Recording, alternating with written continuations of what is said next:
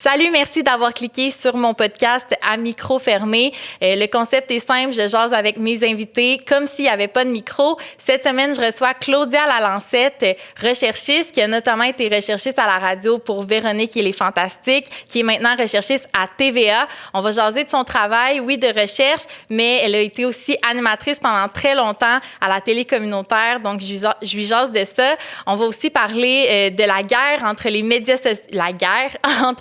sociaux et les médias traditionnels. Je trouvais ça intéressant d'avoir son avis là-dessus et plein d'autres choses. Donc, restez là pour entendre ça.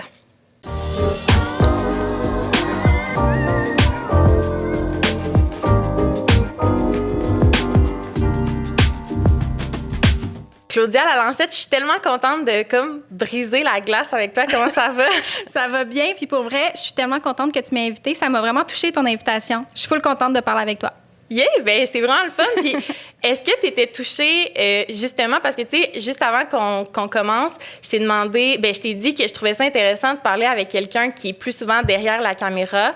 Est-ce que, justement, c'est pour ça que ça t'a touchée? Est-ce que tu trouves qu'on parle comme trop peu aux gens qui se trouvent derrière les caméras? Ben tellement. Puis en fait, tu sais, c'est niaiseux, mais reste qu'une émission de télé, une émission de radio, oui, ça passe beaucoup par les personnalités qui sont en ondes, mais reste qu'il y a beaucoup de travail en amont. Mm-hmm. Puis, tu sais, j'ai eu la chance de travailler avec des gens qui reconnaissaient vraiment beaucoup ce travail-là puis qui nous remerciaient énormément, puis ça, c'est le fun. Mais reste que je pense que le derrière intéresse autant beaucoup de monde aussi parce que les dessous de coulisses, il y a beaucoup de monde qui me pose plein de questions là-dessus quotidiennement, je te dirais. Mais toi, t'as pas juste fait ça, tu sais, t'as commencé vraiment jeune, en fait. Ouais. T'as commencé à la télévision régionale des Moulins. Exact. Je l'ai pas débaptisée. Non, c'est parfait. Puis, t'étais vraiment jeune. Comment ça s'est passé? Comment t'as commencé à 13 ans? J'avais 12-13 ans, ouais. Puis en fait, c'est que j'étais au programme international de mon secondaire. OK. Puis dès le secondaire 1, on doit faire du service communautaire, donc des travaux communautaires dans la région, aider la communauté. Puis la télévision régionale, ça comptait un peu là-dedans. Fait qu'évidemment, je suis comme sautée sur l'occasion. Fait que j'ai fait comme une audition pour être chroniqueuse jeunesse d'une émission qui s'appelait Sac à dos à l'époque.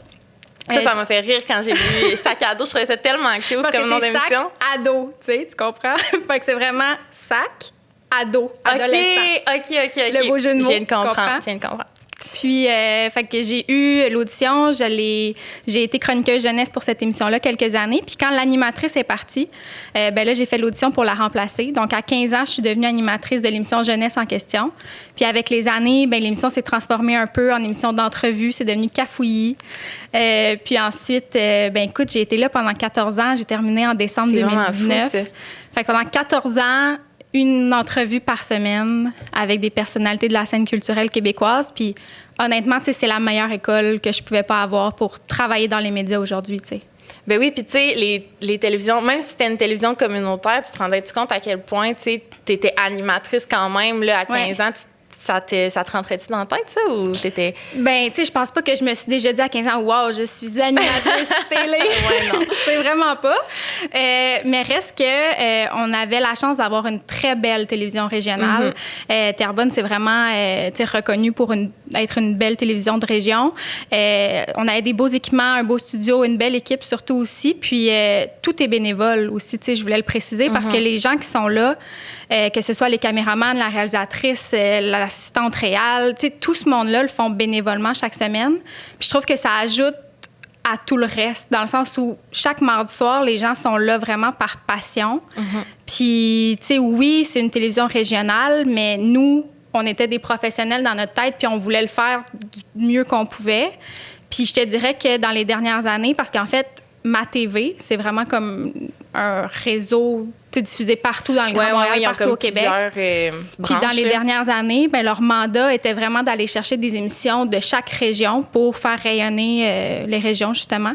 Puis mon émission était diffusée partout dans le Grand Montréal dans les dernières années. Fait que ça ajoutait pas un stress supplémentaire parce que je le faisais toujours du mieux que je pouvais, mais ça ajoutait peut-être un niveau de professionnalisme de plus, de dire à mes invités, bien écoutez, si vous venez, vous n'êtes pas juste diffusé à Terrebonne, tu sais, vous êtes vraiment diffusé partout dans le Grand Montréal comme une autre émission quelconque, tu sais. Fait que ça, c'était le fun, puis ça ajoutait un plus. Ça, c'était l'émission, c'était Claudia reçoit. Oui, Claudia reçoit. Ça, c'est fou de... Tu sais, je viens de t'entendre dire que tu le faisais vraiment toujours du mieux que tu pouvais, puis même quand tu as commencé très jeune, je pense que tu étais vraiment assidue dans tes choses.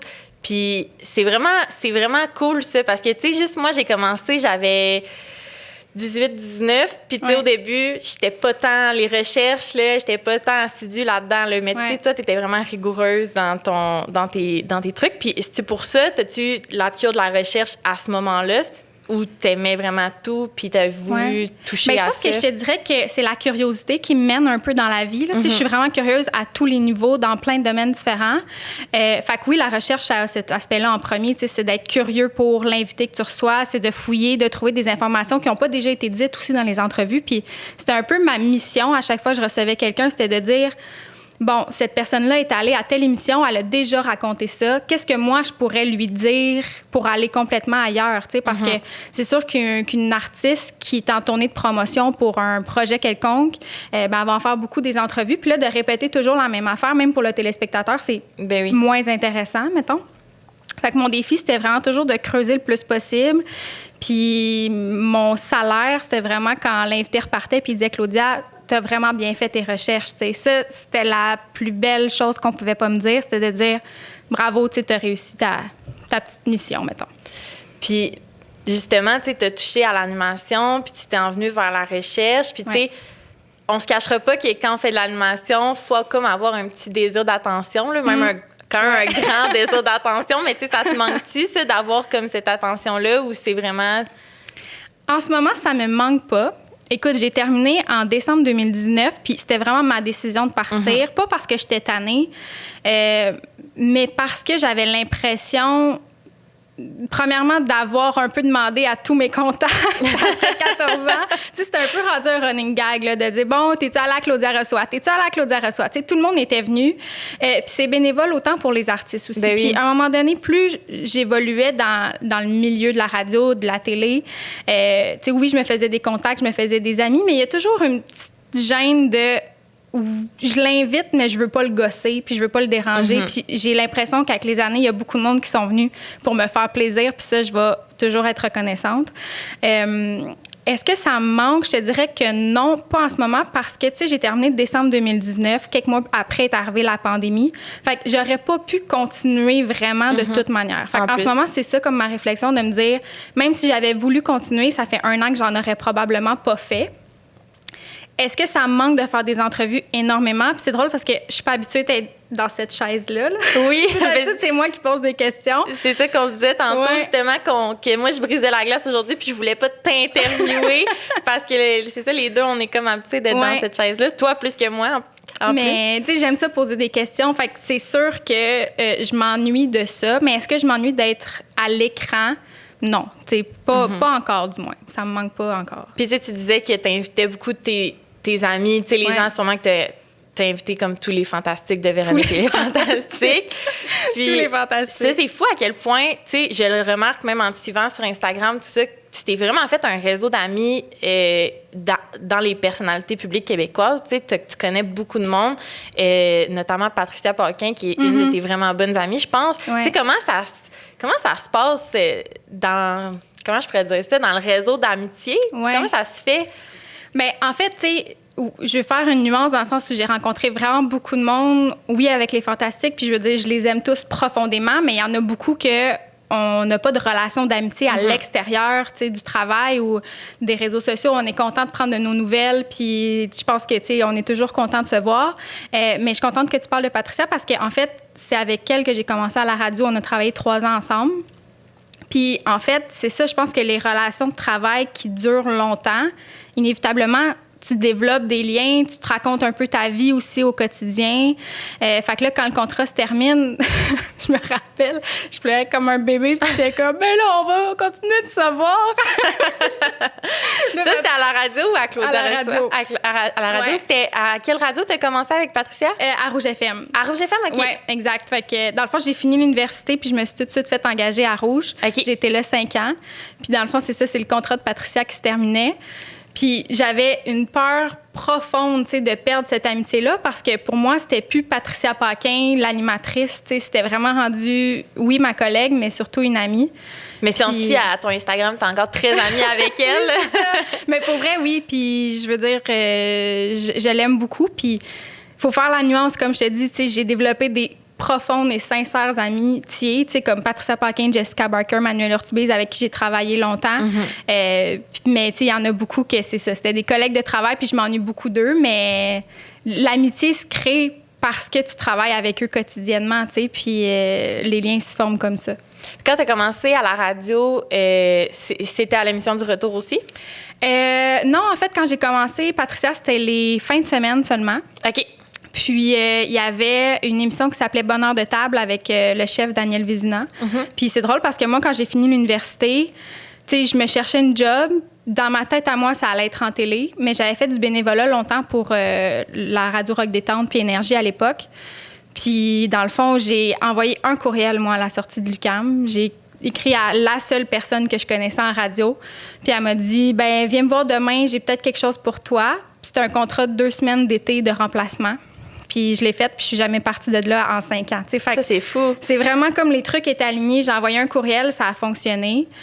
Puis c'est ça. Fait qu'ensuite, dans le fond, Patricia, c'était la fin de semaine. Puis la patronne de l'époque m'a dit, tu sais, Claudia, j'ai un genre de 18 heures à t'offrir. Là. Mais tu sais, quand tu sors de l'école, tu prends tout. C'est ça que j'allais dire. Tu devais capoter quand t'as envoyé ton seul courriel. Que ça a fait comme... Ben oui, j'ai quelque chose. Oui, non, j'étais vraiment, vraiment contente. Fait que dans le fond, Patricia, c'était la fin de semaine, puis Daniel Vézina, c'était le vendredi midi. OK. Puis, écoute, de fil en aiguille, ben là, Patricia faisait les remplacements d'émissions du matin. Là, après ça, d'émissions du retour à la maison pendant les vacances. Fait que, tu sais, je me suis vraiment déplacée dans la grille horaire. J'étais capable de tout faire, tu sais, les émissions. Puis ensuite, c'est ça. Quand le contrat de Patricia s'est terminé, ben là, c'est là que Véronique Cloutier est arrivée à Rouge pour Véronique, elle est fantastique. Je devais faire seulement les réseaux sociaux au départ. T'sais, en fait, je devais dépanner 2 jours, prendre des photos des premières journées de Véro. Puis de fil en aiguille, ben on appréciait mon travail. Puis là, il s'ajoutait des tâches. Puis je suis devenue la recherchiste de l'émission. Fait que c'est vraiment, comme je te dis, c'est un courriel que j'ai envoyé. Puis ça a vraiment bien fonctionné pour moi. Ouais. Puis là, en ce moment, t'es retournée à la télé. Ouais. Mais juste avant qu'on vienne là-dessus, je suis comme pas capable de m'empêcher de te demander, quand t'étais à Rouge, toi, t'as pas travaillé avec Éric Salvaille? Non. Ben en fait, je travaillais là quand lui était là. Okay. Mais j'ai jamais travaillé sur ses émissions à lui, non. OK. Fait que c'est vraiment quand Véro est arrivé que t'étais au retour à la maison. Oui, parce que dans le fond, Éric était à Énergie. Puis moi, j'étais à Rouge. Fait que je veux dire, on partageait le même étage. Oui, mais... c'est ça. C'était à la même place. Là, pour les gens qui savent pas, là, c'était vraiment des petits studios tous collés quasiment Énergie. Puis, exactement. Rouge. Mais lui, tu vois, il faisait son émission à l'Astral, qui était une autre salle. Fait que non, j'ai jamais travaillé avec lui. OK. Mais là, tu sais, justement, comme je disais, tu es rendu à la télévision. Oui. Puis, je pense que ton contact parce que tu es à Vlog, fait que c'était Dominique Carpin, que tu connaissais de Rouge. Oui, tout est dans tout. Je te le dis, c'est vraiment bizarre. Puis, tu sais, je veux dire, Dominique qui faisait le matin à Rouge, moi, j'avais travaillé avec lui que par remplacement parce que je n'avais pas de poste officiel sur l'équipe du matin. Mais quand la recherchiste du matin prenait des vacances, c'était moi qui étais là. J'ai fait un stage avec eux, d'ailleurs. Ah oui? Stage d'une avec émission. Avec Marjorie, Mélanie, Dominique? Oui, exact. Okay.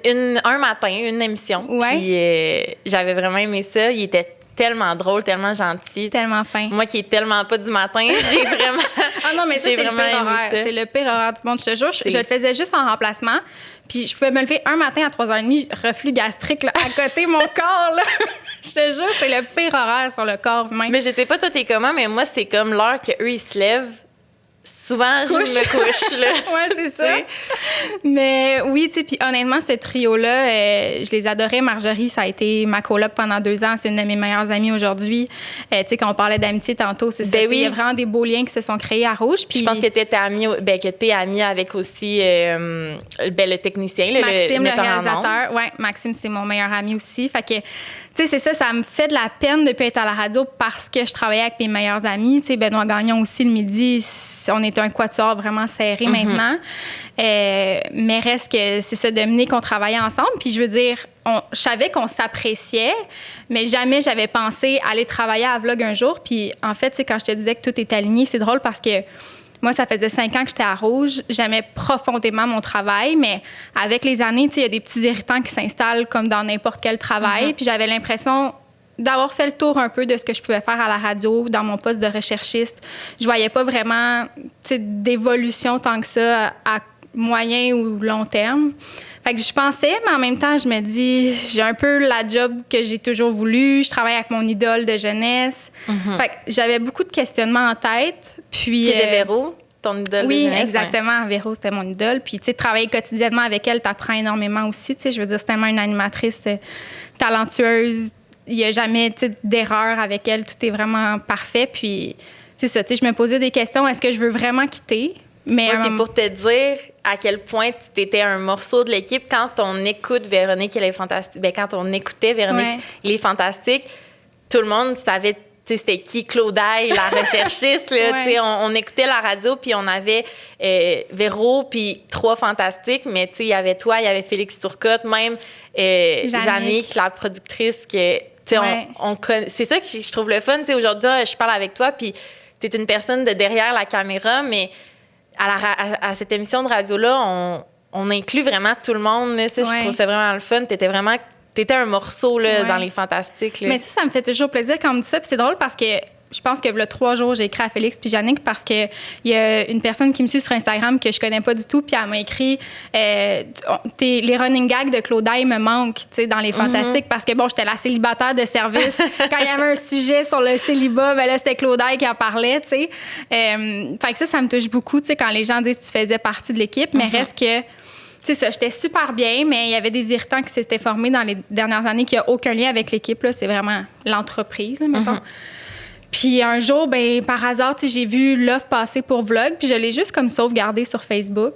Puis il y a une journée où dans ma tête, je me suis dit, OK, là, je suis prête à faire le move, là, faut que je parte. J'ai envie de plus, j'ai envie de m'épanouir et de voler de mes propres ailes, mettons. Tu es étudiant en télévision en plus. Oui, exact. C'était comme mon premier amour. Puis je veux dire, la radio, j'ai adoré ça. Puis je ne vais jamais cracher là-dessus. J'espère y retourner un jour. Mais j'avais juste besoin de changement comme n'importe qui. Là, puis avec la pandémie aussi, tu te remets en question. Puis tu te poses des questions. Puis je pense que c'est sain. Mais reste que j'ai écrit à Dominique. J'ai dit, j'imagine que tu as reçu 1000 courriels pour l'offre d'emploi. Mais sache que je serais intéressée. Rosalie, ça a pris 20 secondes qu'il m'a appelé. Puis il dit, Claudia, tu me croiras pas, mais il dit, je sors du meeting où on a analysé tous les CV qu'on avait reçus, puis il y a personne qui me plaisait. Puis il dit, là, toi, tu m'écris, puis tu serais parfaite pour le poste. Fait qu'il dit, si tu le veux, j'utilise, tu sais, pas mon droit de veto, là, mais je veux dire, j'en parle à l'équipe, puis je pense que ça se pourrait. Et là, moi, je suis sur mon téléphone dehors devant Rouge, un peu en cachette. Ouais, non, c'est ça. Parce que, tu sais, je veux pas que les gens m'entendent me trouver une autre job, là, tu sais. J'avais les jambes qui shakaient de même parce que veux pas, après 5 ans, c'est ta vie, là. Tu sais, moi, Rouge, c'était mon quotidien à tous les jours depuis 5 ans. C'est pour ça que tu es peut-être partie dans un mois un peu par rapport, là. C'est comme au début de la saison. Oui, c'est ça. C'était vraiment... C'était pas planifié, là. Fait que j'ai dit, OK, go. Puis 2 jours plus tard, je donnais ma démission, là. Fait que, tu sais, on dirait que dans ma jeune carrière, là, parce que, bon, ça fait pas longtemps tant que ça, mais dans ma jeune carrière, on dirait que ça a toujours été... Les étoiles sont alignées, puis je suis pas du genre à faire des moves sur un coup de tête aussi, puis des gestes irréfléchis. Tu sais, jamais j'aurais quitté Rouge sans rien avoir d'autre qui m'intéressait vraiment.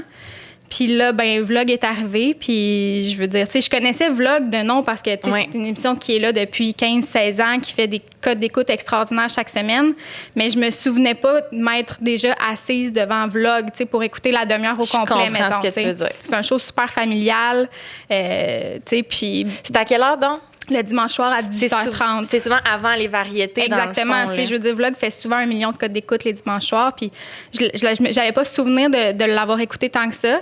Puis là, tu vois, je suis rentrée dans l'équipe, puis je me rends compte que c'est une équipe qui est rigoureuse, puis que elle n'est pas en ondes, cette émission-là, depuis 16 ans pour rien. Je veux dire, tu sais, Dominique, qui est là depuis toujours, tient au Dominique contenu. Arpin, Oui, c'est Dominique quand même... c'est ça. C'est quand même quelqu'un, là, tu sais. Ben oui, là. Fait que il tient vraiment au contenu de son émission, puis... En fait, c'est ça. Je suis vraiment contente d'être là parce que j'apprends autre chose, puis c'est d'autres techniques de travail. Tu sais, à la radio, c'est une émission de tous les jours. Tu te lèves le matin, tu travailles sur l'émission du soir, puis à 6 heures, tu oublies tout ce que tu as fait parce que demain, c'est une autre journée, puis d'autres trucs à faire. C'est une rapidité. Tandis qu'à Vlog, mais c'est 1-2 émissions par semaine maximum sur lesquelles on travaille. Fait qu'on ça va vite, là, mais reste qu'on a plus le temps de peaufiner les choses, d'écrire des recherches. C'est ça. C'est vraiment comme du travail sur une semaine plutôt que quotidien. J'ai envie que tu me parles de recherche parce que tu es recherchiste, mais tu sais, tantôt, je te disais que moi, j'avais de la difficulté à être assidue au début quand j'ai commencé parce que c'était comme pas concret pour moi, c'était quoi faire de la recherche, tu sais, c'était-tu Google, c'était quoi, tu sais, surtout que j'avais pas encore de formation à ce moment-là. Puis même aujourd'hui que j'ai une formation, ça reste que je pense qu'on apprend vraiment plus sur le tas. Oui, 100%. Puis la différence entre faire justement de la recherche pour Vlog, de la recherche pour tes entrevues que tu faisais à Claudia Reçoit, de la recherche pour la radio, tu sais, ça doit être complètement différent. Oui, puis non.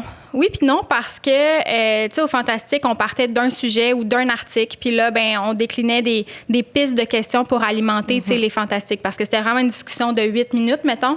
Fait qu'on part d'une base, puis ensuite, ben on essaie d'aller dans le quotidien des Fantastiques. Vous, qu'est-ce que vous en pensez? Qu'est-ce que vous auriez fait à la place de la personne dans l'article? Tu sais, c'est vraiment... C'est pas de la recherche approfondie tant que ça sur le sujet. Tu sais, on part d'une base, puis on s'en va ailleurs pour rejoindre un peu les gens puis les interpeller dans les voitures. Là, tu sais. Oui, puis tu sais, au Fantastique, en plus, c'est des gens connus. Fait que c'est toujours le fun de connaître leur point de vue puis leur opinion. Puis c'est drôle parce que les gens voudraient toujours connaître l'opinion de Véro sur le sujet en question, mais la qualité première d'une bonne animatrice, c'est de renvoyer la balle aux gens avec toi. Fait que c'est rare que Véro prend position sur le sujet. C'est vrai. Puis quand elle le faisait, ou quand elle le fait, c'est drôle parce que les textos explosent souvent. Les gens sont contents, les gens trouvent ça drôle de savoir ce que Véro pense. Là, oui, je l'avais jamais vraiment remarqué, justement, que parce que je suis quand même fan de l'émission. Genre, je l'écoute sur les balados. Radio, exactement. Puis je suis bien assidue. Mais fait que, c'est vraiment une rapidité. C'est intéressant de savoir que vraiment, après le show, tu oublies tout, puis tu recommences le lendemain matin. Là. Oui, puis en termes de recherche, c'est ça. Comme je te dis, pour les Fantastiques, on amenait vraiment des pistes de questions pour les Fantastiques directement. Tandis que pour Vlog, la recherche, moi, je suis pas celle qui trouve le plus de vidéos pour l'émission. Il y a 2 autres recherchistes qui, eux, font ça à temps plein, vraiment de trouver des vidéos sur YouTube. Puis moi, je suis pas geek, là, tu sais, pas pantoute, puis j'essaie de m'améliorer, puis de chercher sur YouTube, puis de trouver des vidéos, mais... Les 2 autres recherchistes doivent trouver que le contenu que j'amène, des fois, c'est borderline. Là. Mais tu sais, parce que c'est beaucoup vlog, des vidéos drôles, des vidéos... Non, c'est vraiment... tu sais, dans la tête des gens, il y a beaucoup de monde qui pense que vlog, c'est genre des vidéos de choc qui tombent dans les marches. Tu sais, c'est vraiment pas ça. Là. C'est vraiment des vidéos splendides, spectaculaires, de voyage, de sport extrême. Professionnel, quasiment. Professionnel. Oui, c'est vraiment de qualité professionnelle. Il n'y a rien qui dérange plus Dominique qu'une vidéo tournée à la verticale, là, mettons, pour te donner une idée. Là.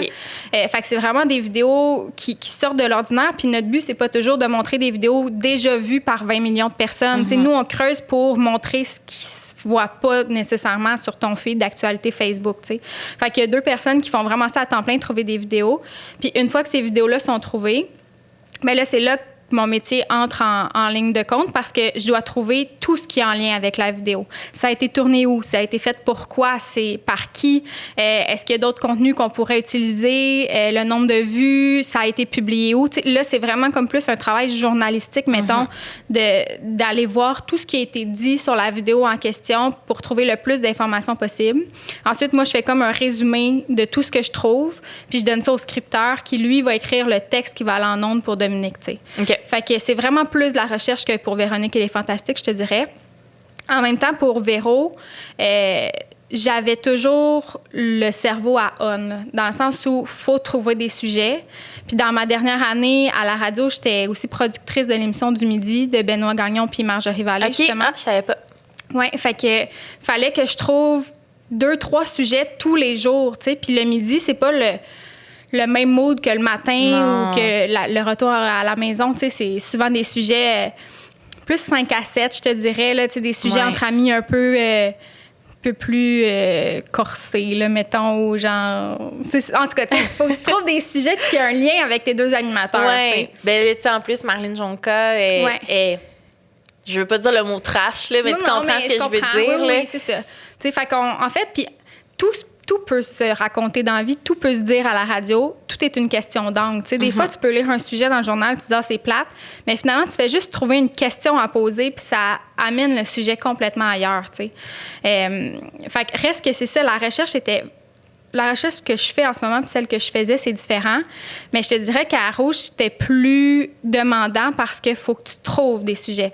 Puis je me souviens plus le nombre exact, mais dans une émission de Véronique, là, il y a peut-être 7 sujets d'actualité. C'est énorme là, quotidiennement. Vraiment.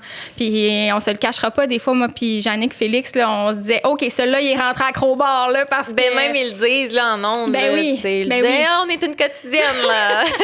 On cherche des sujets, mais on n'en trouve pas tout le temps. » C'est ça. Puis je veux dire, chaque année, il y a des sujets qui reviennent, le changement d'heure, tu sais. Mais ça devient des running gags. C'est ça qui est beau de l'émission aussi, c'est que c'est bien amené pour que ça soit intéressant pour tout le monde. Exactement. Puis, tu sais, tout se dit, là, des fois, là, ça part d'un article, d'un site Internet boboche, là, puis finalement, on réussit à faire 10 minutes là-dessus, puis on n'en revient pas nous-mêmes, là, tu sais. Fait que c'est ça qui est fascinant. Puis avec Les Fantastiques ou avec Dominique, peu importe, tu sais, c'est tellement des gens d'expérience que peu importe ce que tu leur donnes, ils vont trouver une petite twist pour le mettre à leur sauce aussi. C'est ça la qualité d'animateur. C'est d'être capable de tout faire finalement. Puis tu sais, à la radio, je suis comme curieuse de savoir ce que tu penses.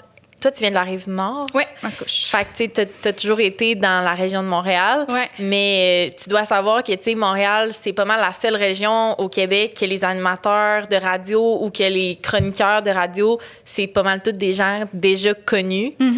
Qu'est-ce que tu penses de ça, justement, que, tu sais, ailleurs, mettons, à Québec, là, c'est pas... Tu croises pas un animateur de radio dans la rue en disant « Oh, mon Dieu, c'est telle personne, là, tu sais. » Bien, il y en a que oui. Il y en a que oui, mais c'est plus rare. Il y a des marchés, oui, c'est plus rare.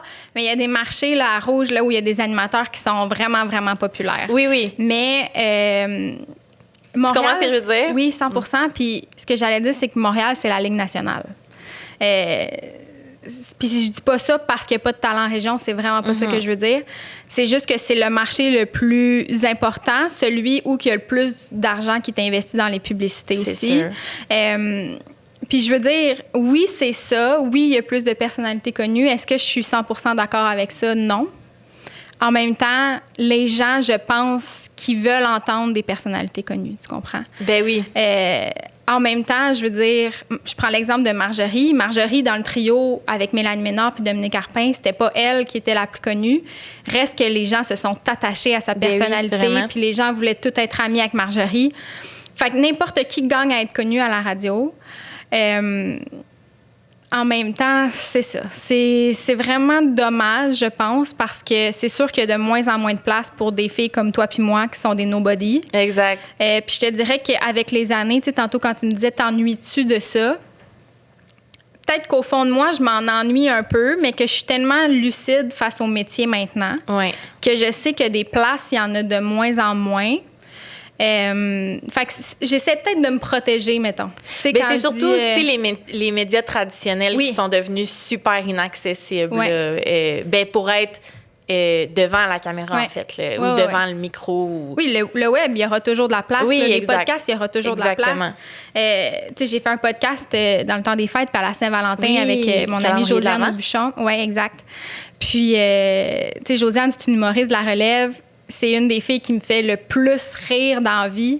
Puis, je veux dire, elle aussi, là, tu sais, elle rame pour trouver sa place dans le milieu. Puis, le nombre, je te jure, Rosalie, c'est pas pour me vanter, là, c'est vraiment pas ça, mais le nombre de messages qu'on a reçus, Josiane et moi, pour le podcast, de dire « Hey, les filles, c'est bon, comment ça? On vous entend pas ailleurs sur une plus grande plateforme ou une plus grande chaîne. » Tu sais, on en a reçu à la pelletée des messages comme ça. Fait que oui, c'est un peu frustrant. en même temps, il ne faut pas se mettre la tête dans le sable. C'est ça le métier, c'est ça le milieu. Des gens connus, il va toujours en avoir, mais reste que... c'est ça. Tu peux ramer. Il y a du monde qui rame puis ça finit par fonctionner. Oui, c'est ce que j'allais dire. C'est pas impossible. Non, c'est vraiment pas impossible. Moi, je rame. Je rame encore. Je suis jeune. Je pense que je peux me permettre de ramer. T'as quel âge, hein? J'ai 22 ans. 22, tu sais, c'est ça. Puis, tu sais, je pense qu'aussi, on le voit, les gens deviennent connus un peu plus vieux maintenant. Ben oui. Tu sais, 30, 32, 33, là, qui commencent à être connus. C'est beaucoup grâce aux réseaux sociaux. Hey, je pense que Joël Legendre, là, je veux pas dire n'importe quoi, là, mais je pense que c'est début quarantaine qui a vraiment connu comme son succès de popularité auprès, vraiment du grand public. Là. Fait que c'est sûr que la popularité peut arriver n'importe quand. Ça, c'est sûr. Puis ça dépend juste de... Encore une fois, il faut que les étoiles soient alignées. Puis le projet dans lequel tu es, est-ce que tu travailles bien aussi? Parce que, dans les derniers mois, là, avec la culture du MeToo puis de dénonciation, là, les gens veulent plus travailler avec des gens qui sont pas corrects, qui ont pas de belles attitudes. Fait que, tu sais, il y a toute cette portion-là aussi. Tu peux être talentueux, mais si tu traites les autres comme de la merde, là, ben ça se peut vraiment que tu n'en aies plus de contrat. Puis je veux dire, on en connaît tous des gens dans le milieu qui ont été obligés de se faire un peu réveiller puis brasser puis dire là, il n'y a plus personne qui veut travailler avec toi, tu sais. Fait que réveille. Fait que oui, tu sais, il y a tellement de facteurs, là. Il y a le talent, l'attitude, puis malheureusement aussi, c'est la chance. C'est plate à dire, là, mais c'est un peu la chance. C'est sûr. Puis il faut qu'il y ait une opportunité qui s'ouvre à toi à un moment donné. Puis tantôt, tu disais qu'il y avait, tu sais, que sur le web, il y avait toujours de la place. Ouais. Tu sais, toi, tu as quand même un bon nombre d'abonnés sur Instagram, tu sais, je veux dire. Petit nombre, là. Ben non, mais tu sais, 5000, là, c'est ça, tu sais, quand même, t'as-tu déjà pensé à faire quelque chose avec ça? Pas tant. Puis, tu sais, en même temps, ce serait de mentir de dire que je voudrais pas plus d'abonnés, mais je suis jamais... Comme tout le monde. Ben oui, c'est ça. Je pense que... Puis, je veux dire, on est tous un peu accros à Instagram, là. Moi, la première, là, je veux dire, je passe beaucoup trop d'heures là-dessus, mais tu vois, je pense que ça fait 2 semaines que j'ai pas publié une photo, tu sais, sur mon Instagram. Fait que je suis vraiment pas en mode actif pour avoir plus d'abonnés, mais... Comme je te dis, avec des abonnés vient souvent des opportunités aussi. Ben oui, c'est sûr. Puis, à quel niveau ces opportunités-là pourraient m'amener ailleurs? Bonne question. Tu sais, des fois, ça m'arrive là, de me faire offrir « Veux-tu qu'on t'envoie telle affaire pour un post? » Puis, honnêtement, je l'ai fait rarement, là, parce que... Tu l'as déjà fait? Je l'ai déjà fait. C'était quoi? Mon Dieu, j'ai eu un... Tu sais, Case Me, les cases de téléphone qui m'ont envoyé un case. Ah, quand même. Ça, c'est quand même le fun. Oui, mais c'est le fun. Tu sais, j'ai eu des chandails. C'était pas un thé pour maigrir, là, tu sais. Ben non, mais ça, je l'aurais jamais fait, là. Ouais, non. Puis genre, je le sais de quel thé tu parles, là, dans ta tête, là. Ouais. Mais... Non. Puis, en fait, c'est ça, il faut être cohérent. Tu sais, moi, le case de téléphone, là, je vais l'utiliser, ça impacte personne. Puis, si tu le veux, puis tu utilises mon petit code promo qui te fait sauver 10 %, c'est bien correct. Tu sais, j'ai eu des chandails, j'ai eu de l'alcool, tu sais, mais j'ai jamais encore été payée pour quelque chose. OK. Puis c'est ça aussi, c'est où la ligne. Tu sais, jamais je vais faire un post. Je fais une petite story qui dure 24 heures parce que, tu sais, les réseaux sociaux, c'est niaiseux, mais c'est la nouvelle publicité, puis il y a beaucoup d'entreprises qui s'en permettent aussi. Là, moi, j'ai une amie qui vit de sa création de contenu, qui est suivie par 40 000 personnes. Puis, tu sais, il y a vraiment des gens qui pensent que c'est facile de créer du contenu, puis c'est pas vrai que tu peux faire de la pub pour une entreprise 100% gratuitement. Tu sais, à un moment donné, si tu veux une pub à télé, tu vas payer pour. Si tu veux une pub à la radio, tu vas payer pour. Bien, maintenant, ces personnes-là qui ont 40, 50, 60 000 abonnés, bien, c'est rendu une plateforme. Puis si tu veux de la pub sur ces plateformes-là, il faut que tu payes. En même temps, en tant que fille qui consomme Instagram puis des réseaux sociaux, des fois, ça me gosse, la pub. La pub, ben oui. Mais à partir du moment où tu en es consciente que ces gens-là vivent grâce à ça, ben c'est comme si tu écoutes la télé puis tu vois une pub, tu sais. C'est pour ça que tu as décidé de faire juste des stories à ce moment-là, parce que tu voulais pas être une publicité gratuite, dans le fond. C'est ça. Puis, tu sais, je veux dire, si quelqu'un souhaitait m'envoyer quelque chose puis que finalement, ils sont pas contents parce que je veux pas faire de pause, ben c'est tout, là. Puis, tu sais, pour vrai, ça m'est arrivé une dizaine de fois, gros max, là. C'est vraiment pas... ça m'est pas arrivé si souvent que ça, là. Mais tu sais, quand même, tu sais, je veux dire, quand t'as l'opportunité de te faire voir par, mettons, on va arrondir à 5 000 personnes, je peux dire, ça peut toujours être une belle visibilité pour une entreprise. Ouais. Mais toi, est-ce que t'as une opinion noir ou blanc sur les influenceuses, puis le marketing d'influence, tout ça, ou t'es vraiment comme... C'est drôle parce que moi, dans la vie, je suis souvent noir ou blanc. Ouais. Puis des fois, ça m'a un peu nuit, là, je te dirais. Fait que j'essaye un peu d'adoucir mon gris. Mais j'ai pas d'opinion tranchante. Tu sais, je veux dire, il y a des influenceurs que je suis pas par choix parce que le contenu vient pas me chercher. Tu sais. Puis je pense que c'est juste pas plus compliqué que ça. Ça me ferait un peu le hate par rapport aux influenceurs parce que c'est juste tellement facile de se désabonner de quelqu'un si ça fait pas ton affaire. Tu sais. Puis je te dirais que tu sais, si on parle vraiment réseaux sociaux, là, dans les derniers mois, je me suis désabonnée de vraiment plein de comptes qui me faisaient juste sentir mal. Tu sais, dans le sens où des filles qui ont des corps parfaits selon les standards de beauté, puis que le seul contenu qu'ils mettent, ben c'est leur régime un peu minceur, puis leur entraînement quotidien. Ben moi, ça me jouait dans le cœur. Je comprends. Justement, là, je me suis vraiment désabonnée de comptes de filles qui ont des maisons parfaites, puis qui ont des voyages parfaits aux 2 semaines. Pour moi, ça venait juste trop me chercher. Je comprends. Puis à un moment donné, quand tu dis mon hobby vient me chercher, c'est juste vraiment malsain. Fait que, oui. On a tous déjà été sur Instagram, évachés sur le divan, à voir quelqu'un sur une plage avec un corps de rêve. Finalement, ton sel se ferme, t'as l'écran noir, puis tu fais juste voir ton reflet avec le gros double menton évaché, puis t'es comme, ouais, faudrait peut-être que je m'y mette, là. SOS, ouais, non, c'est ça. Mais, puis tu sais, je veux dire, ça, c'est un discours qui revient de plus en plus. Là. Je suis pas la première personne à dire ça. Non. Mais reste que quand tu le fais, vraiment, tu sais, il y a une différence entre le réaliser, le comprendre, puis l'appliquer. Là.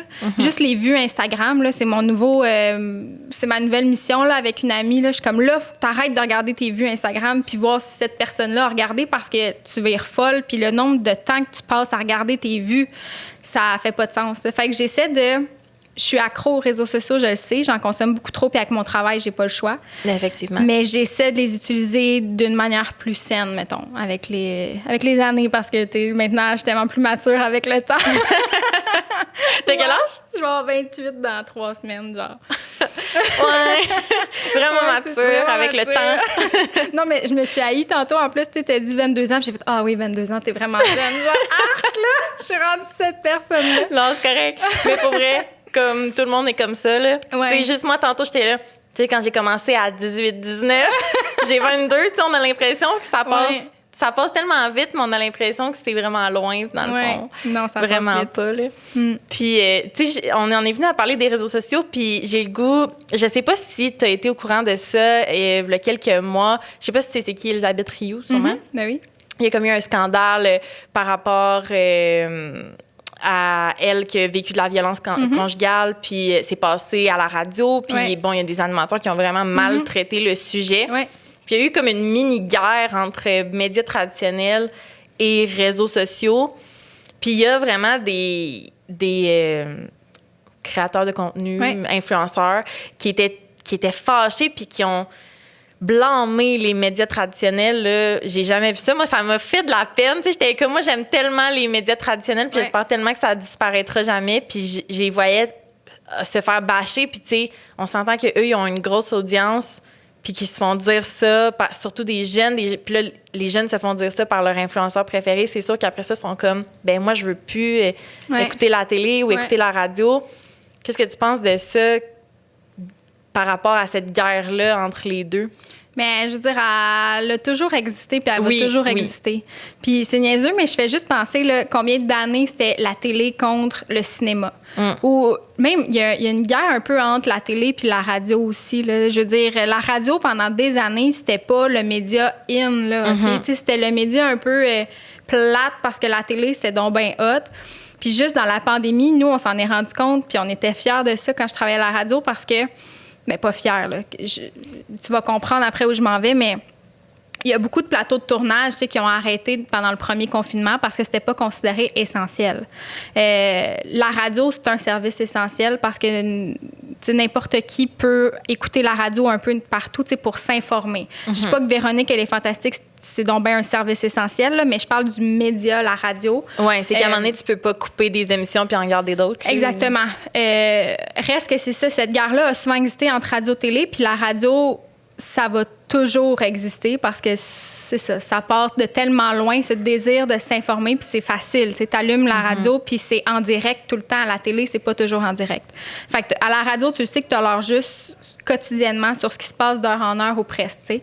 Fait que la guerre télé, réseaux sociaux, web, là, honnêtement, on dirait que c'est une bataille à coups d'épée dans l'eau, là, dans le sens où les deux ont leur raison d'être, tant qu'à moi. C'est important d'avoir accès au contenu qu'on veut. Puis, tu sais, je pense que ce qui était reproché dans le dossier Elisabeth Rioux, c'était vraiment le traitement de la nouvelle, le traitement de l'information. Ça a été extrêmement maltraité, là. Mais, tu sais, selon moi, c'est Geneviève Peterson, tu sais. Puis, je veux dire, est-ce que Geneviève Peterson reflète l'entièreté des médias traditionnels? Je veux dire, c'est une journaliste chroniqueuse qui s'est mal exprimée à ce moment-là. Puis, je veux dire, c'est dégueu ce qu'elle a dit. Là. Je suis pas en train de prendre sa défense, mais ce que je veux dire, c'est que c'est pas parce qu'une personne a foiré à ce moment-là que tous ceux qui font des médias traditionnels le font aussi de mauvaise manière. Tu comprends?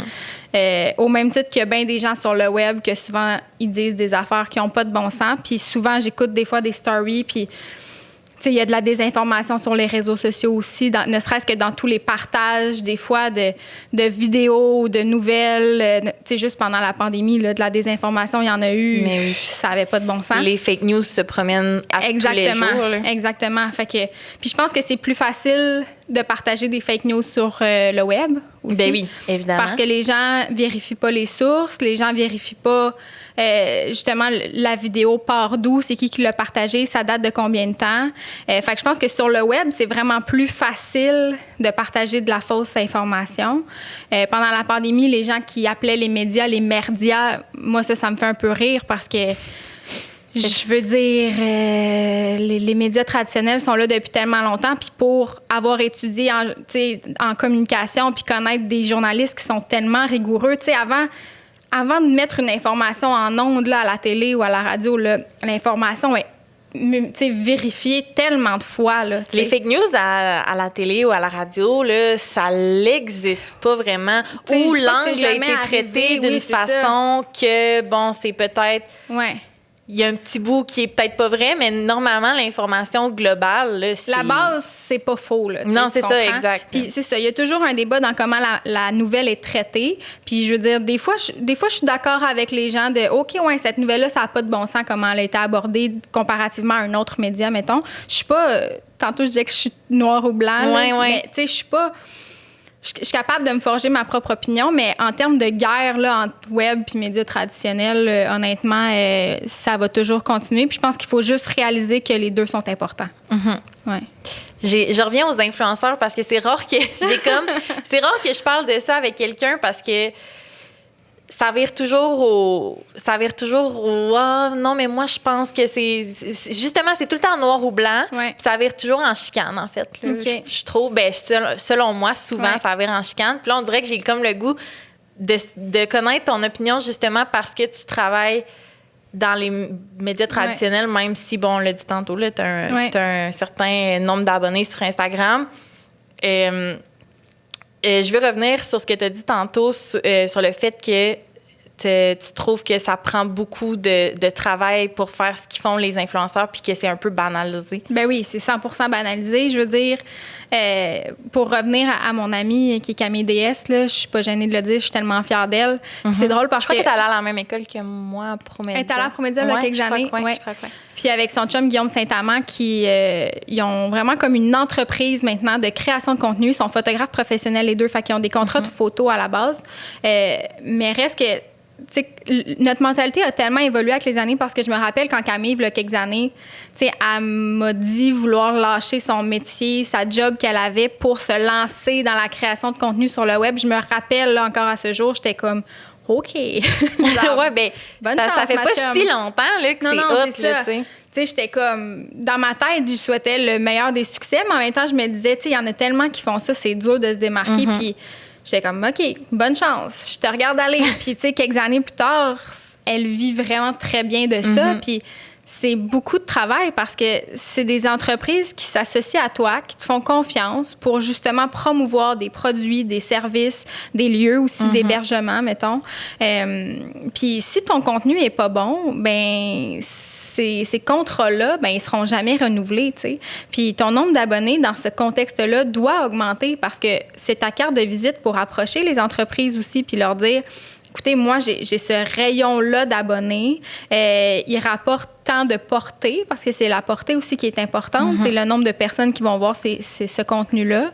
Fait que moi, pour être proche d'une fille qui gagne sa vie de ça, je sais que c'est un travail à temps plein, puis qu'il y a de la pression, puis c'est un travail autonome aussi. Fait que je veux dire, il y a la pression de est-ce que je vais avoir des contrats? C'est du bouche à oreille beaucoup aussi. Puis il y a une pression peut-être même sociale aussi des fois de se dire j'ai été approchée par cette compagnie-là qui m'offre des milliers de dollars, plusieurs mille dollars. Oui, c'est ça, parce que c'est souvent, ben pour les gens qui ont beaucoup d'abonnés, c'est souvent... C'est très payant. Des gros, c'est ça, exact, des gros revenus. Mais il y a des fois des jugements de valeur entre qu'est-ce que je fais. Cette compagnie-là m'a approché, m'offre beaucoup de sous, mais en même temps, ça va un peu à l'encontre de ce que je fais. Tu sais, il y en a plein là, d'influenceurs qui se concentraient davantage sur le voyage ou sur la mode, la beauté, tu sais, des secteurs d'activité très précis. Mais il y en a qui le disent aussi. Oui. Ils disent, ben là, ils font une story, mettons, ils disent, ben là, écoutez, j'ai été approchée par telle entreprise, ça reflète un peu moins qu'est-ce que je veux, mais écoute, il faut que je paye mon loyer, fait que je l'ai faite. Puis là, ils publient la photo, puis après ça, ben ils se font dire, mais oui, mais là, puis, tu sais... Mais j'aurais eu tendance, moi, à juger ces gens-là au départ, de dire... Tu gagnes ta vie comme ça, reste cohérent un peu avec ce que tu fais. Ouais. En même temps, moi, je suis qui pour juger, premièrement. Puis aussi, on est en pandémie, les contrats se font plus rares pour plusieurs. Si tu es obligé d'accepter ce contrat-là pour payer ton loyer, je ne serai pas celle qui va te juger, tu comprends? En même temps, ça reste aux abonnés de décider si cette publication-là fait en sorte que moi, j'ai plus envie de te suivre. Tu sais, fait qu'il y a toujours comme un couteau à double tranchant. Tu acceptes le contrat, c'est parfait. Ça fait payer ton loyer. C'est correct. Mais tu prends toujours le risque que des abonnés se désabonnent. Puis ça, c'est ton gagne-pain aussi. Fait que honnêtement, là, je suis pas influenceur, puis je tends pas à le devenir, vraiment pas. Mais je prends quand même la parole pour dire que c'est un travail à temps plein, puis il va en avoir de plus en plus. Puis c'est fascinant parce qu'il y a des jeunes là, aujourd'hui qui veulent devenir youtubeurs puis qui veulent devenir influenceurs. C'est rendu vraiment... Ça fait partie de nos vies, puis c'est vraiment une nouvelle, vraie job, tu sais. Oui. C'est fou, ça, hein? Ouais. C'est fou que ça soit rendu vraiment un travail que beaucoup de monde aspire à faire, là, tu sais. Oui, mais quand on était petite, là, je veux dire, moi, je voulais être chanteuse, là, au départ. Puis toutes les petites filles voulaient être chanteuses ou danseuses, professionnelles, animatrices, tu sais, je veux dire... On voulait tout être dedans la télé. Ben oui, moi, c'est ça que je disais, là, je veux être dans la télé, là, tu sais, rochante. Mais, tu sais, je veux dire, il y a toujours des métiers comme ça qui ont la cote de popularité, mettons. Fait qu'on dirait que YouTuber puis influenceur, c'est la nouvelle mode. Qu'est-ce que ce sera dans 10 ans? Je peux pas te le dire, mais c'est ça. C'est un milieu qui fascine. C'est vraiment ça. D'être dans un écran, que ce soit à la télé, sur le web, tu vois les gens dans ton feed d'Instagram, puis ça a une cote de popularité presque instantanée, tu sais. Maintenant, sur TikTok, là, les gens deviennent populaires en 3 secondes et quart à cause de l'algorithme. Tu sais, ça, c'est vraiment fascinant. À Vlog, on analyse beaucoup ça, là, les gens qui ont du succès sur TikTok, des Montréalais qui ont 6-7 millions d'abonnés en quelques semaines à peine. Puis on dirait, je me dis, autant ça vaut ce que ça vaut, parce que ça reste 7 millions de personnes, mais qu'est-ce que ça vaut de l'avoir eu en quelques semaines comme ça? Après ça, il faut que tu entretiennes ça. Oui, là. C'est ça, il faut que tu l'alimentes. Puis en fait, c'est la base de n'importe quel travail dans les communications. Tu sais, tu peux avoir tellement un succès éphémère, il faut que tu travailles après pour le garder, tu sais. Puis je pense que c'est l'inquiétude de plusieurs artistes d'être la saveur du mois. Tu sais, tu peux avoir vraiment un beau buzz parce que tu as fait une toune, le fun sur les réseaux sociaux, tu as fait un truc humoristique sur YouTube, ça a pogné, OK, mais après ça, qu'est-ce que tu as à offrir, tu sais? Puis autant que le monde des réseaux sociaux, ils chialent sur les médias traditionnels, autant que quand ils ont l'opportunité d'aller à Denis Lévesque, d'aller faire une entrevue à radio, ils la prennent, là, tu sais. Ben oui.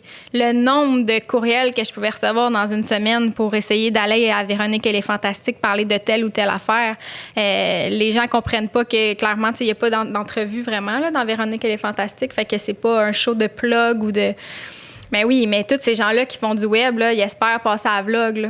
Tu sais, je veux dire, ils espèrent qu'on monte leur vidéo à Vlog parce que quand tu as une tribune qui est suivie par 1 million de personnes, ben ça peut tout changer en termes d'abonnés, tu sais, sur tes réseaux sociaux. Fait que C'est pour ça que je te dis que c'est un combat, pour moi, oui, qui est important, mais que il y a tellement de niveaux, on dirait que je pense pas qu'on va régler ça puis que ça va se finir dans 2 secondes. Tu sais, il va toujours avoir cette guerre-là. Mais les deux sont importants. J'aimerais pas ça qu'il n'y ait plus de médias traditionnels, puis j'aimerais pas ça qu'il n'y ait plus de web. Les gens vont chercher ce qu'ils veulent un peu partout, tu sais. Je t'ai comme amenée à cette grosse discussion sur les réseaux sociaux. Puis pas parler de ça. On dirait que je suis comme, voyons, ça l'intéresse-tu, pauvre elle? J'ai comme amenée dans le gros débat, là. Non, c'est bien correct. Ça m'intéresse parce que, je veux dire, je travaille dans ce milieu-là. Fait que c'est sûr qu'on se pose ces questions-là, mais tu me fais réfléchir, là. Tu t'attendais-tu, quand t'es sortie de l'école en 2015, que ça soit rendu aussi gros, mettons, les réseaux sociaux aujourd'hui? Ben non, pas en tout. Puis mon fun, là, ces temps-ci, là, c'est les souvenirs Facebook, là. Ben oui, ça, c'est... ça, c'est fascinant, mais là. moi, je trouve pas ça le fun. Moi, je trouve ça gênant, là. Ah, mais c'est 100% gênant, là. Mais je veux dire, encore aujourd'hui, dans mes stories Instagram, un matin, j'ai partagé, tu sais, v'là 10 ans, mon statut Facebook, c'est genre, waouh, je sors mes manteaux de cuir, je suis vraiment heureuse. Tu sais, comme, c'était vraiment...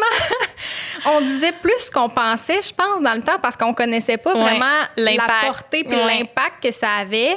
Tu sais, maintenant, pour vrai, là, un statut Facebook, c'est quand même rare que j'en écris. Puis quand je le fais, c'est parce que je me trouve un peu drôle avec quelque chose où je parle de mon grand-père qui fait rire. Ou c'est important. Oui, c'est ça. Ou en fait, c'est ça. C'est comme une annonce.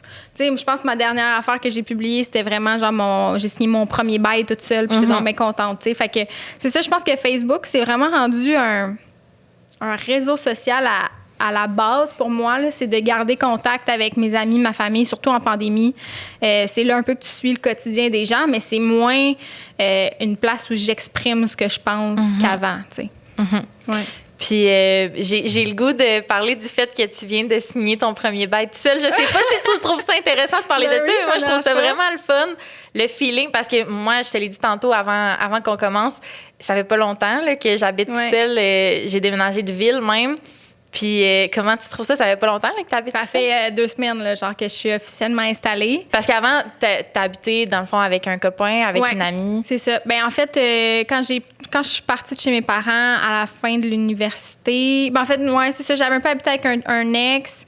Après ça, j'ai habité 2 ans avec Marjorie. Ça a été, pour vrai, les 2 plus belles années de ma vie. Là. J'ai dit tout le temps, je suis vraiment nostalgique de cette période-là. Tu sais, des fois, il y a des années que tout va bien là, dans ta vie, tout se passe bien. Vous étiez rencontrés comment, à la radio? Oui, puis je te dirais que quand j'ai déménagé chez elle venait de se séparer, puis on se connaissait pas tant. OK. Elle avait juste vraiment besoin d'une coloc. Elle avait besoin d'une coloc, puis moi, je l'ai entendu en parler, puis je disais, moi, ça pourrait m'intéresser. Puis je pense que c'est ce qui a fait que notre colocation a vraiment bien marché, parce que justement, on apprenait à se connaître, mais on n'empiétrait pas sur la bulle de l'autre, tu sais.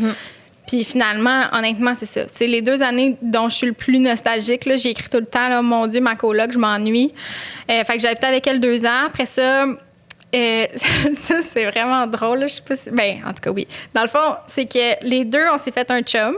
OK. Fait que là, on s'est dit, on va aller déménager avec nos chums. Fait que là, on était contents, tu sais, comme la vie avant. Ouais. Fait que les 2, on est partis en même temps chez nos chums de l'époque. Et je te jure que 30 jours plus tard, les 2, on s'est séparés. Ben non! En même temps. En même temps. Les 2, on est restés chez nos chums un genre de 30-40 jours. Puis dans mon cas, c'était SOS, ça marche pas. Fait que c'était comme une série. Fait que vous êtes revenus habiter ensemble? J'aurais beaucoup aimé, mais non, parce que là, le condo était loué, puis ça marchait pas dans le contexte. Mais ouais, quand j'en parle, je suis comme, on dirait que c'est une émission de télé plate, là, de comme les 2 filles qui sont fières, s'en vont chez leur chum, puis 30 jours plus tard, ça marche pas. C'est très drôle. Ben, c'est très drôle. Ça a été le fun que ça marche. Je riais pas tant que ça dans le temps. Non, c'est ça. Là, fait que là, vous étiez les 2 mal pris, tu sais, pas d'appart.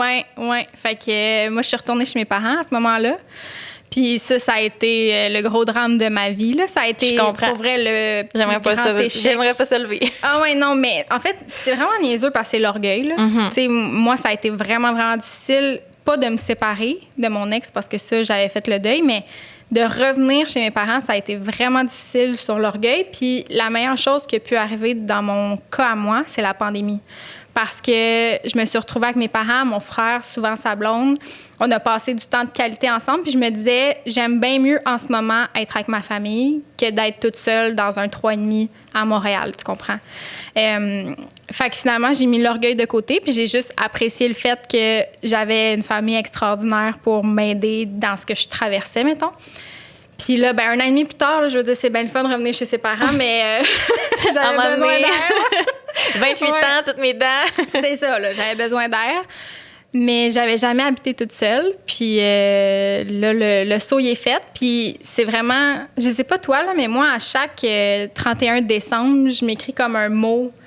Tu sais, je me mets un peu dans le mood de ce que je veux pour l'année suivante. Ouais, je fais un truc genre plus à ma fête, mais... Ouais, c'est ça. Une genre de rétrospective ou qu'est-ce que tu veux, tu sais, pour la suite. Puis moi, mon mot, c'était vraiment indépendance, là. Tu sais, moi, plus jamais... je vais aller habiter chez quelqu'un puis être le creton qu'il faut qu'il parte si ça marche pas, tu comprends? Fait qu'avec cet appartement-là, tu sais, je veux dire, c'est un 3,5, là, c'est pas un château, là, mais c'est super beau, c'est nouveau. Je l'ai vu un peu sur Instagram, c'est beau, là. Non, mais dans le sens où, tu sais, mon point, je veux dire, ça aurait pu pas être neuf, là, c'est pas grave, c'est que mon point, c'est juste... cette place-là, c'est signe de mon indépendance. Puis, tu sais, comme à partir de maintenant, ben peu importe ce qui arrive, j'ai cet endroit-là qui est à moi, puis que pas personne peut me l'enlever, mettons. À moins mon propriétaire si je casse des murs, mais ça devrait pas arriver, tu sais. Tu trouves-tu ça difficile ou t'es... Non, à date, ça va bien. Je te dirais, à date, ça me fait du bien. Puis, tu sais, là, on est en pandémie, fait qu'évidemment, ouais, c'est ça, c'est pour ça que je te demande, je te pose la question. J'ai quand même 1 ou 2 amis qui font super attention, puis qu'on se voit seuls, puis qui sont un peu même dans ma bulle. Oui, parce qu'on peut voir les gens qui sont seuls. Exactement. Fait que c'est ça, je prends plaisir de recevoir ces amis-là à la maison, puis je suis vraiment contente. On dirait que je me sens sereine ces temps-ci. Je suis comme... Je touche vraiment du bois, là, parce que je sais que dans la vie, c'est vraiment des montagnes russes. Ouais. Mais en ce moment, ça va bien. Fait que, sinon, tu prendrais un chat. Moi, j'ai un chat. Je suis allergique au chat. Oh, non, ça serait le drame de ma vie. Je te le dis. Je suis prête à en parler. J'aurais pu faire le podcast là-dessus. Fait que toi, t'es seule, mais t'as un chat au moins. J'ai un chat, c'est ça. OK. Ouais, puis c'est l'amour de ma vie, mais on n'en parlera pas plus que ça, sinon j'aurais l'air vraiment folle. Puis j'ai le goût qu'on finisse en parlant de qu'est-ce que tu penses que... Est-ce que tu es une fille qui se visualise un peu dans le futur? T'sais, est-ce que tu penses que tu vas rester à Vlog vraiment longtemps? Est-ce que tu as des défis que tu as en tête que tu aimerais vraiment réaliser côté professionnel un jour? Bien, là, c'est drôle parce que je te dirais que dans les dernières semaines, il y a eu comme une situation qui m'a confirmé que j'avais probablement pris la bonne décision. Tu sais, moi, je suis à contrat à Vlog, puis c'est ce qui me stressait le plus parce qu'à la radio, j'étais vraiment employée. Là. Tu sais, je travaillais à l'année, j'avais un fonds de pension, des assurances, tout allait bien. Tu sais, fait que j'avais vraiment la sécurité à la radio. Puis quand j'ai fait le saut en télé, ben là, je tombais à contrat, tu sais. Puis mon contrat se termine à Vlog le 5 mai. OK. Puis là, je veux dire, j'avais signé mon bail, j'achetais des meubles, mais je savais pas si j'avais une job après. Stressant. Bien, stressant, mais on dirait, comme je te dis, tout était tellement aligné quand j'ai sauté en télé que dans ma tête à moi, tout allait bien aller, tu comprends? Puis ça, c'est le fun d'avoir ce ben, le fun ou non, je sais pas si je suis en déni aussi. Il y a bien des gens qui devaient se dire elle veut juste pas voir ce qui s'en vient. Mais en même temps, tu sais, quand tu le feels, des fois, il faut se fier à son instinct. Là, puis je te jure que j'avais vraiment le feeling que ça allait bien aller.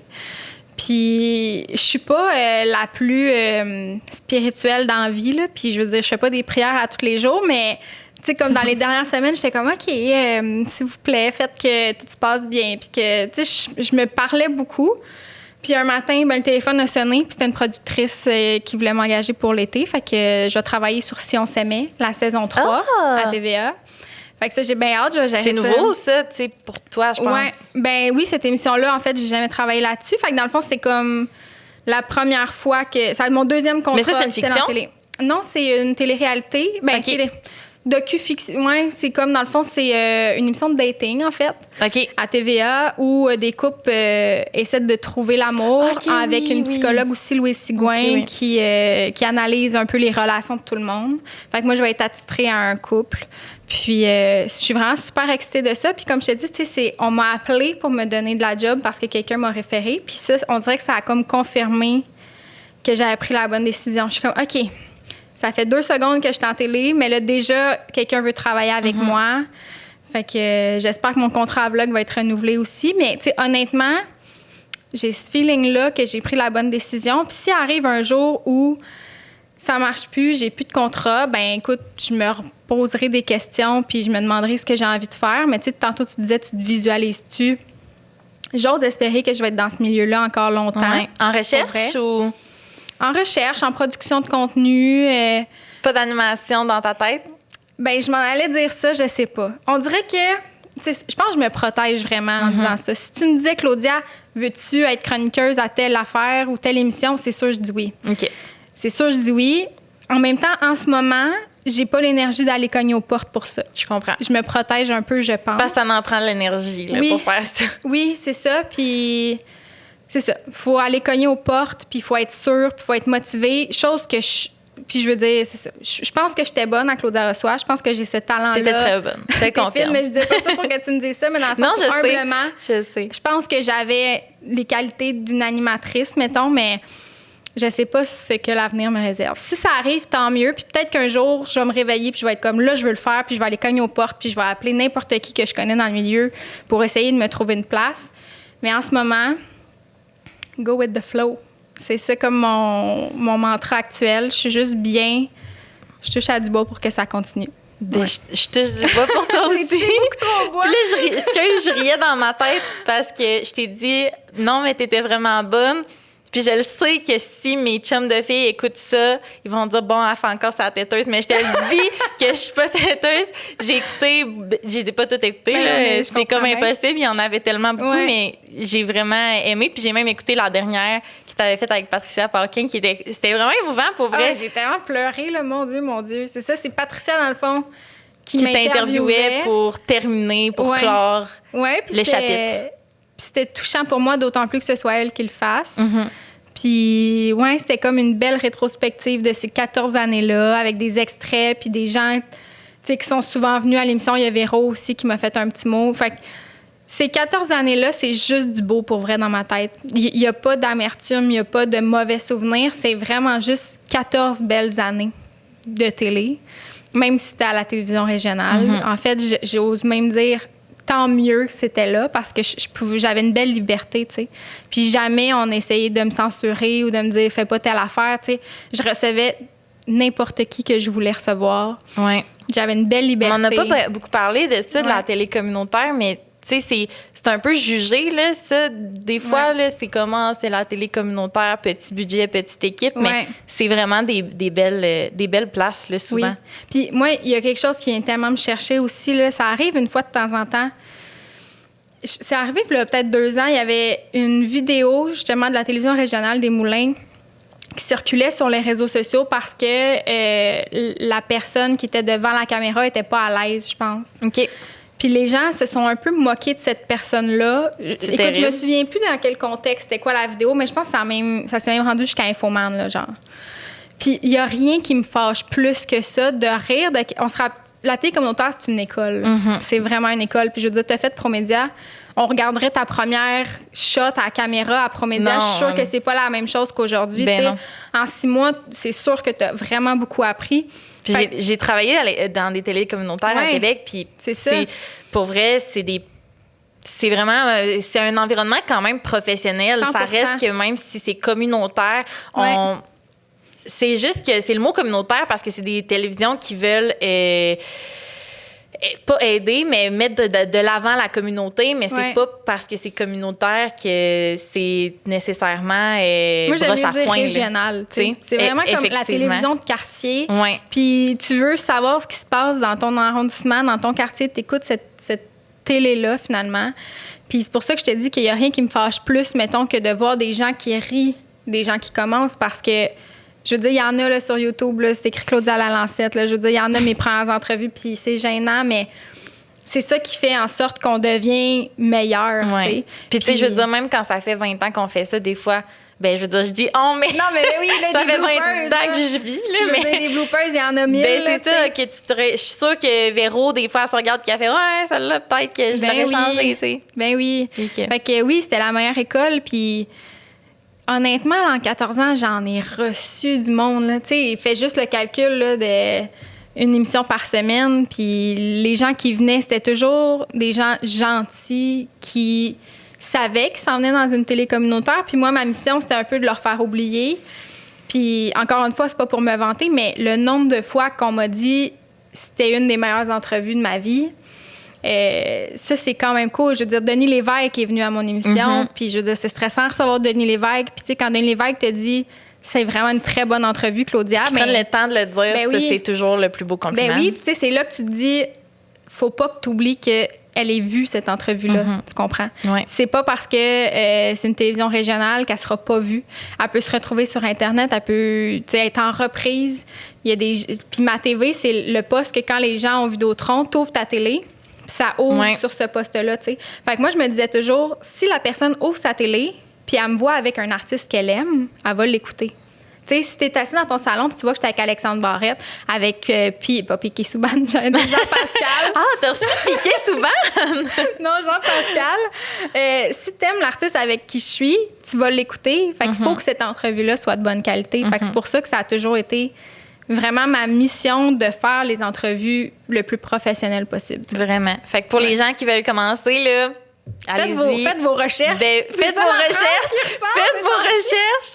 Puis allez à la télé communautaire de votre ville. Vous ne le regretterez pas. Ouais. Bon, là, tantôt, je disais qu'on finissait, puis là, je suis repartie sur d'autres affaires. Ça, c'est très mon genre.